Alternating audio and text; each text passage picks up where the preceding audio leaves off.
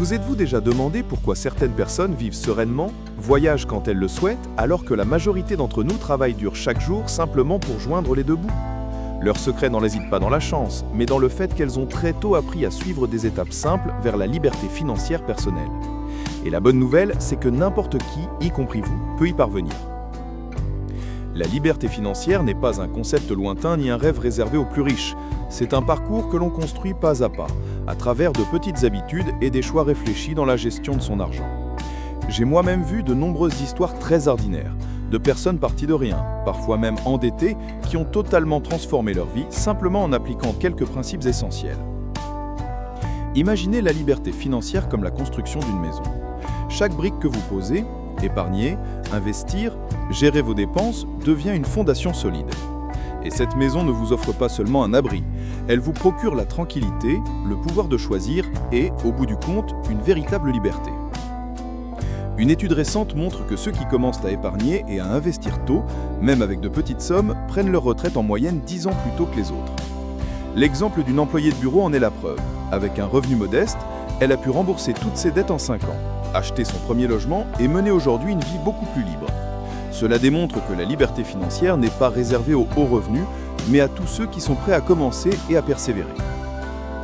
Le chemin vers l'indépendance financière n'a rien de magique. Il n'existe pas de formule pour s'enrichir du jour au lendemain. En revanche, il y a des étapes claires, réalistes et accessibles que chacun peut suivre. Et la vérité, c'est que vous n'avez pas besoin d'attendre d'avoir beaucoup d'argent pour commencer. Vous pouvez démarrer dès aujourd'hui avec de petites actions constantes. Alors, quelles sont exactement ces 7 étapes simples vers la liberté financière personnelle? Et comment chacun de nous, même avec une vie ordinaire, peut-il les appliquer pour transformer son avenir financier? Dans la suite, je vais vous présenter chaque étape concrète, facile à comprendre et immédiatement applicable. Étape 1, définir clairement vos objectifs financiers. On ne peut pas atteindre la liberté financière sans savoir exactement où l'on veut aller. C'est comme conduire sans destination. Vous tournez en rond sans jamais arriver. Vos objectifs financiers sont le phare qui guide chacune de vos décisions. Commencez par écrire vos objectifs. Ils doivent être précis, mesurables et réalistes. Au lieu de dire « je veux être riche », notez par exemple « je veux économiser 50 000 € en 5 ans pour acheter un appartement ». En rendant vos objectifs concrets, votre cerveau reliera vos actions quotidiennes à ce but. Une amie comptable illustre bien cela. Pendant des années, elle dépensait sans plan. Un jour, elle a fixé un objectif clair, rembourser 20 000 € de dettes en 3 ans. Immédiatement, sa manière de dépenser a changé. Elle a réduit les achats impulsifs, pris un petit travail en plus et au bout de 30 mois, elle avait atteint son but. Voilà la force d'une gestion consciente. Pour y parvenir, utilisez un outil. Une application mobile, un tableau Excel ou simplement un carnet. Ce qui compte, c'est de suivre vos flux financiers. Quand vous voyez où va votre argent, vous reprenez le contrôle. La clé est aussi la discipline. Beaucoup savent qu'ils dépensent trop, mais se disent « juste une fois ». Ce « juste une fois », c'est ce qui empêche le progrès. Si vous voulez la liberté financière, il faut savoir dire non à ce qui n'aligne pas avec vos objectifs. Un conseil puissant, automatisez.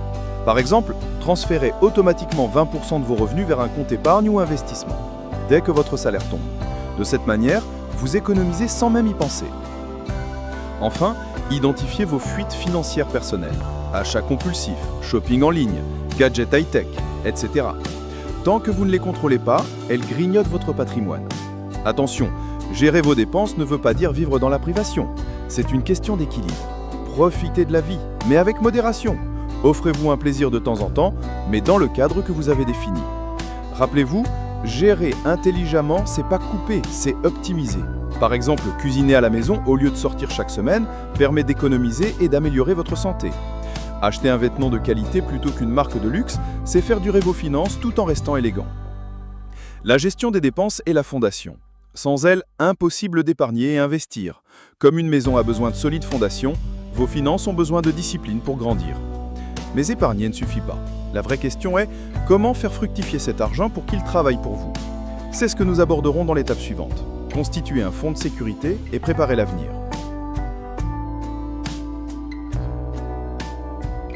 Étape 3. Constituer un fonds d'urgence. Qu'est-ce qui plonge des millions de personnes dans le surendettement, même avec un revenu stable? Ce n'est pas qu'elles ignorent comment épargner, mais qu'elles n'ont pas de fonds d'urgence. Une maladie, une perte d'emploi ou un accident inattendu suffit à balayer tous leurs efforts financiers. Pour avancer sereinement vers la liberté financière personnelle, il faut absolument un coussin de sécurité face aux imprévus. Le fonds d'urgence est une somme mise de côté uniquement pour les situations imprévisibles, maladie, accident, perte d'emploi ou incident familial majeur. Ce n'est pas de l'argent destiné aux vacances, au shopping ou au plaisir personnel. C'est une véritable bouée de sauvetage qui vous évite de tomber dans le piège des dettes quand survient une crise. Les experts recommandent de constituer un fonds équivalent à 3 à 6 mois de dépenses courantes. Si vos charges mensuelles s'élèvent à 1 000 €, votre fonds d'urgence devra atteindre entre 3 000 et 6 000 €. Pour les travailleurs indépendants ou aux revenus irréguliers, ce fonds doit couvrir 9 à 12 mois de dépenses. Un exemple concret. Avant la pandémie de Covid-19, un ami travaillant dans le tourisme gagnait très bien sa vie. Mais du jour au lendemain, ses revenus se sont effondrés. Heureusement, il avait constitué un fonds d'environ 8 000 €, suffisant pour couvrir les besoins de sa famille pendant plus de 8 mois. Grâce à ce filet de sécurité, il n'a pas eu besoin d'emprunter et a pu réfléchir sereinement à une nouvelle orientation. Voilà la véritable valeur d'un fonds d'urgence. Comment le bâtir ? Commencez par calculer vos dépenses mensuelles fixes, logement, alimentation, transport, assurance, frais scolaires. Multipliez ce montant par 3, 6 ou 12 selon le niveau de sécurité que vous souhaitez. Ensuite, mettez en place un plan d'épargne. Nul besoin d'un gros capital immédiatement. Vous pouvez commencer par mettre de côté 10% de vos revenus chaque mois. Après un an, vous aurez déjà constitué un matelas capable de couvrir plusieurs mois de charges. Un point essentiel, gardez ce fonds dans un compte séparé, facilement accessible mais distinct de votre compte courant. Un livret d'épargne ou un compte à terme court peut convenir. Ainsi, vous évitez la tentation de le dépenser et vous assurez sa disponibilité immédiate en cas d'urgence. Attention, un fonds d'urgence n'est pas un placement. N'investissez pas cette somme en actions ou en immobilier, car vous pourriez avoir besoin de liquidités au pire moment. La règle est simple, sécurité et disponibilité avant tout. Si vous n'avez pas encore de fonds d'urgence, commencez dès aujourd'hui. Même une première épargne de 200 ou 300 € est déjà un pas important. La liberté financière ne naît pas de grands sauts, mais d'habitudes simples et régulières. Quand vous aurez constitué ce fonds, vous ressentirez un véritable soulagement. Vous saurez que vous avez une protection face aux aléas et vous pourrez avancer plus sereinement vers les prochaines étapes de votre indépendance financière. Étape 4. Investir intelligemment. Faire travailler l'argent pour vous. Pourquoi certaines personnes voient-elles leur patrimoine croître rapidement alors qu'elles travaillent autant d'heures que vous ? La différence est claire. Elles savent comment faire travailler leur argent à leur place. Pour atteindre la liberté financière, il ne suffit pas d'épargner. Il faut apprendre à investir intelligemment. L'épargne vous aide à accumuler, mais l'investissement ouvre la porte à la richesse durable. L'inflation réduit la valeur de votre argent au fil du temps. Si vous laissez simplement dormir votre argent sur un compte, il perd de sa valeur. L'investissement, au contraire, protège et fait croître votre capital. Il existe de nombreuses options, chacune adaptée à vos objectifs et à votre tolérance au risque. Actions, potentiellement très rentables à long terme mais volatiles. Obligations, plus sûres, elles procurent des revenus réguliers. Immobilier, apprécié des Français, valeur croissante mais nécessitant un capital important. Fonds d'investissement ou ETF, diversifiés et accessibles, idéaux pour les débutants. Or, devises ou actifs alternatifs, utiles pour préserver la valeur en période d'incertitude. Un exemple concret. Un salarié qui gagnait 1 500 € par mois a choisi d'investir régulièrement 200 € dans un ETF reproduisant un indice boursier. 8 ans plus tard, son capital de départ, inférieur à 20 000 € avait doublé grâce à l'effet des intérêts composés. Preuve qu'il n'est pas nécessaire de disposer d'une fortune initiale pour investir. Discipline et patience suffisent. Le secret de l'investissement intelligent est de bien se connaître. Déterminez votre tolérance au risque. Si vous préférez la sécurité, optez pour des obligations, fonds diversifiés ou livrets d'épargne à taux garanti. Si vous êtes jeune et que vous pouvez vous permettre plus de risques, l'immobilier ou les actions sont envisageables. Un principe universel, ne placez jamais tout votre argent dans un seul actif. Diversifiez vos investissements. Si un secteur souffre, un autre pourra compenser. Comprenez aussi le pouvoir des intérêts composés. L'argent que vous gagnez génère à son tour des intérêts. Plus vous commencez tôt, plus vos gains croissent de manière exponentielle. C'est l'un des leviers les plus puissants de l'enrichissement. N'attendez pas le bon moment. Les marchés seront toujours imprévisibles. Le meilleur moment pour commencer est maintenant, même avec de petites sommes. Faites-en une habitude mensuelle, comme payer vos factures. La régularité est la clé. Investir intelligemment n'est pas seulement une stratégie pour s'enrichir. C'est aussi le raccourci le plus sûr vers la liberté financière. Mais l'investissement n'est qu'une partie du chemin. Pour accélérer encore votre progression, il faut développer plusieurs sources de revenus. C'est l'étape suivante vers une véritable indépendance financière. Étape 5. Créer plusieurs sources de revenus. Ne jamais dépendre d'un seul travail. Savez-vous pourquoi des millions de personnes basculent dans la crise financière après un simple incident de vie? Tout simplement parce qu'elles ne dépendent que d'une seule source de revenus. Le jour où ce revenu disparaît, leur équilibre s'effondre. La liberté financière ne repose pas sur le montant que vous gagnez aujourd'hui, mais sur la diversité et la solidité de vos flux de revenus. La différence entre les personnes riches et les autres est claire. La majorité travaille pour l'argent, alors que les plus aisés créent plusieurs sources de revenus qui travaillent pour eux. Warren Buffett l'a résumé ainsi: ne dépendez jamais d'un seul revenu, investissez pour en créer un deuxième. Beaucoup pensent que multiplier ces sources de revenus signifie travailler davantage et sacrifier encore plus de temps. La réalité est différente. Il ne s'agit pas de travailler plus, mais de travailler plus intelligemment. On distingue 3 grandes catégories de revenus. Le revenu actif, c'est l'argent gagné grâce à votre travail direct, par exemple un salaire, des missions en freelance ou une activité secondaire. C'est la base, mais aussi la source la plus fragile, car elle dépend de votre santé et de votre disponibilité. Le revenu passif, c'est l'objectif ultime pour tendre vers l'indépendance financière. Il provient d'actifs ou de systèmes que vous avez mis en place une fois et qui continuent à générer des flux réguliers. Par exemple, les loyers d'un bien immobilier, les dividendes d'actions, les intérêts d'obligations, les droits publicitaires d'une chaîne YouTube, les droits d'auteur d'un livre, d'une application ou d'un cours en ligne. Le revenu d'investissement, c'est l'argent gagné en mettant votre capital au travail, que ce soit via l'immobilier, la bourse ou les fonds d'investissement. Contrairement aux revenus passifs issus de la créativité, ils dépendent davantage de votre capacité à gérer le risque et du capital de départ. Le principe fondamental est simple, ne misez jamais tout sur une seule source. Si vous en avez 3 et qu'une s'interrompt, les 2 autres maintiendront votre stabilité. Si vous n'en avez qu'une et qu'elle disparaît, une simple maladie ou un licenciement peut suffire à plonger votre vie financière dans le chaos. Imaginez vos revenus comme une rivière. Si elle n'a qu'un seul affluent, le moindre obstacle la sèche. Mais avec plusieurs affluents, la rivière continue de couler, même si l'un d'eux s'assèche. Un exemple concret, un ami ingénieur en informatique gagnait correctement sa vie grâce à son emploi en informatique. Au lieu de se contenter de son salaire, il a créé une chaîne YouTube sur la programmation. Les revenus étaient modestes au départ, mais au bout de 2 ans, la chaîne lui rapportait déjà 500 € par mois. En parallèle, il investissait régulièrement dans un ETF. Après 5 ans, il disposait de 3 sources stables, son salaire, sa chaîne YouTube et ses placements financiers. Il pouvait quitter son emploi sans craindre pour son niveau de vie. Vous pensez ne pas avoir de compétences particulières pour créer un revenu complémentaire? En réalité, chacun peut commencer à petite échelle.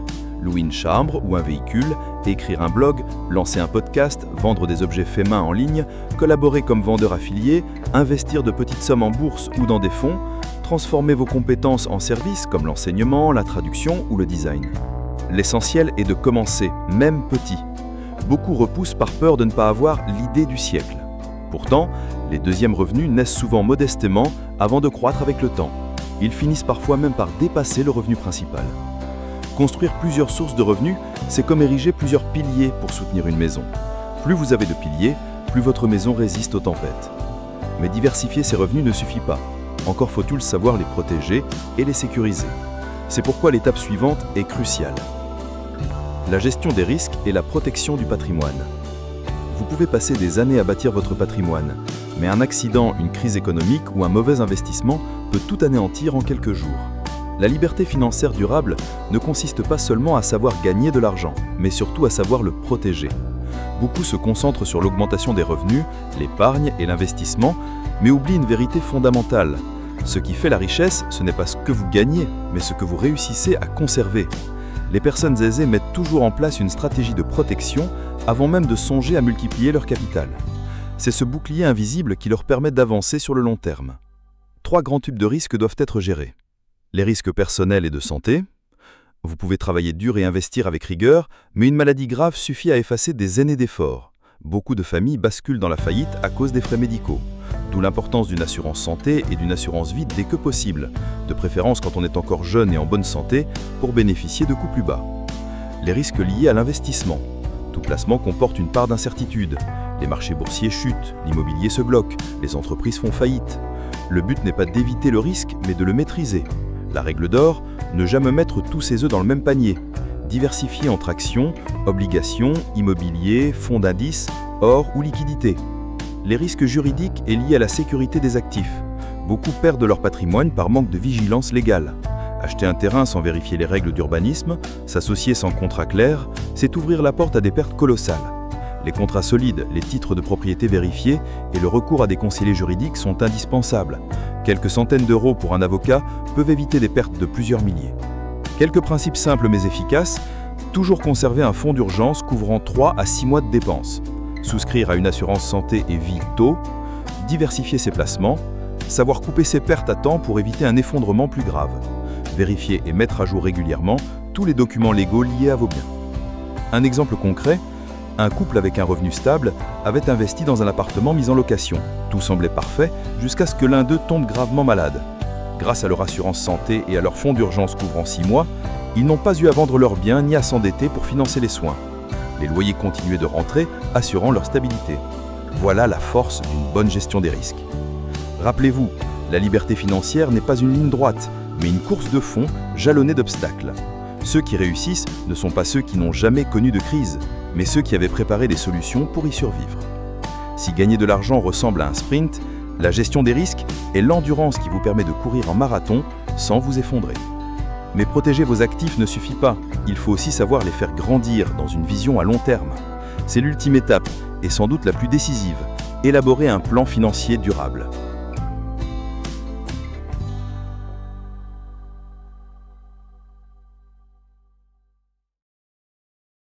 Étape 7. Élaborer un plan financier à long terme, vivre une véritable liberté. Imaginez que vous ayez déjà des revenus stables, des économies régulières, des investissements intelligents et une bonne gestion des risques. Pourtant, sans un plan à long terme, vous risquez de vous arrêter en chemin. Cette dernière étape est la carte qui vous guide. Elle ne vous permet pas seulement d'atteindre la liberté financière, mais surtout de la maintenir toute votre vie. La liberté financière n'est pas une destination unique, c'est un voyage au long cours. Pour aller jusqu'au bout, il faut une stratégie détaillée, claire, mais aussi suffisamment flexible pour s'adapter aux changements de la vie. Un plan financier durable repose généralement sur 4 piliers essentiels. 1. Définir votre objectif ultime. Que recherchez-vous dans la liberté financière ? Prendre votre retraite à 40 ans ? Voyager autour du monde ? Passer plus de temps avec votre famille ? Chaque objectif est unique et déterminera la manière dont vous allez répartir vos ressources.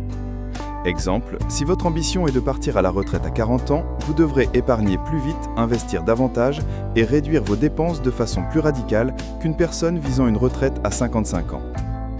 2. Planifiez vos flux de trésorerie à long terme. Ne vous limitez pas aux revenus et dépenses actuelles. Projetez vos finances sur 10, 20, voire 30 ans. Prenez en compte l'inflation, les frais d'éducation des enfants, les dépenses de santé à la retraite. Un outil de référence est la règle des 4%. Pour vivre confortablement à la retraite, vos actifs doivent être suffisants pour couvrir 4% de vos dépenses annuelles sans entamer le capital. Exemple, si vous souhaitez disposer de 40 000 € par an, votre portefeuille doit atteindre au minimum 1 million d'euros. 3. Recalibrer et ajuster régulièrement votre plan. La vie évolue. À 30 ans, vous pouvez privilégier la croissance et accepter plus de risques. À 50 ans, la priorité devient la sécurité et la stabilité des revenus. C'est pourquoi un plan financier doit être réévalué chaque année. Comme un long trajet en voiture, vous ne pouvez pas rouler sans jamais consulter le tableau de bord ni corriger votre trajectoire. 4. Investir en vous-même et pour les générations futures. Un plan durable ne se limite pas à l'argent. Il inclut le développement personnel, les compétences et la transmission. Accumuler des biens sans transmettre de savoir peut condamner vos enfants à répéter les mêmes erreurs. En Grande-Bretagne, un entrepreneur a non seulement légué son patrimoine, mais aussi des carnets détaillant sa méthode de gestion financière, ses principes d'investissement et ses échecs. Ses enfants ont ainsi hérité non seulement d'actifs, mais aussi d'une véritable culture financière. Quelques actions simples à entreprendre dès aujourd'hui. Écrivez vos objectifs financiers chiffrés. Calculez le capital nécessaire pour les atteindre. Élaborez un plan d'épargne, d'investissement et de dépenses sur 10 ans ou plus. Révisez-le chaque année pour l'adapter à vos nouvelles réalités. Investissez dans votre éducation, votre santé et vos relations. Ce sont des actifs invisibles qui garantissent une liberté durable. Une histoire inspirante. Aux États-Unis, Vicki Rubin, simple militante sociale avec des revenus modestes, a prouvé la puissance d'un plan à long terme. En économisant plus de 50% de ses revenus et en investissant régulièrement, elle a atteint la liberté financière et pris sa retraite à 40 ans. Son livre Your Money or Your Life a ensuite inspiré des millions de personnes à travers le monde. Cette histoire démontre que la liberté financière n'est pas réservée aux plus riches. Toute personne disciplinée et persévérante peut y parvenir. La mentalité à adopter. Un plan financier à long terme n'est pas un document figé, mais une compasse qui donne un sens à vos choix. Quand vous connaissez votre direction, chaque dépense et chaque décision d'investissement vous rapproche de votre objectif. Nous venons de parcourir les 7 étapes fondamentales. Gérer vos dépenses, épargner intelligemment, investir avec sagesse, diversifier vos revenus, protéger vos actifs et enfin construire un plan durable. Ce ne sont pas des simples théories, mais des principes universels que chacun peut appliquer pour transformer sa vie. La vérité est que la liberté financière n'est pas pour les impatients. La richesse ne se construit pas en une nuit, mais si vous commencez aujourd'hui, pas à pas, vous verrez les résultats dans 1 an, dans 5 ans et pour toute une génération. La question que je vous pose est simple. Parmi ces 7 étapes, laquelle est la plus difficile pour vous en ce moment?